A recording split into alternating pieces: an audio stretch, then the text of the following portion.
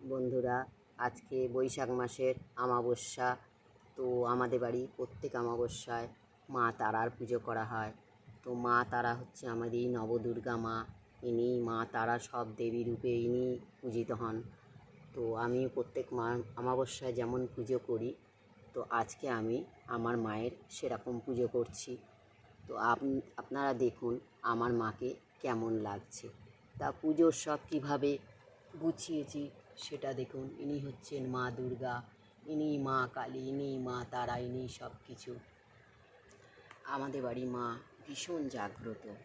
তো এখানে আমি আমার যেমন পারি, দেখুন মা তো ভক্তিতে পূজিত হন না, তো আমি সেইভাবেই আমার মায়ের সেবা করার চেষ্টা করি।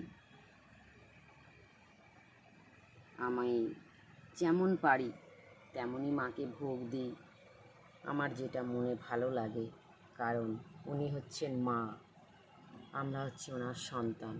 আমরা যদি কোনো ভুল করে থাকি, তো মা আমাদের সেই যেমন নিজের গর্ভধারিণী মা ক্ষমা করে দেন, এই মাও তেমনই ভক্তদের ক্ষমা করে দেন। কারণ মা তো মাই হয় না।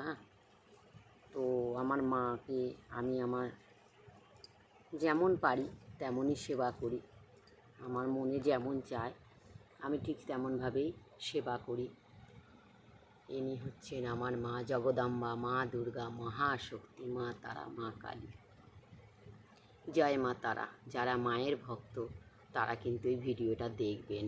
জয় মা তারা, জয় মা দুর্গা, জয় মা মহামায়া, बोल सच्चे दरबार की जय।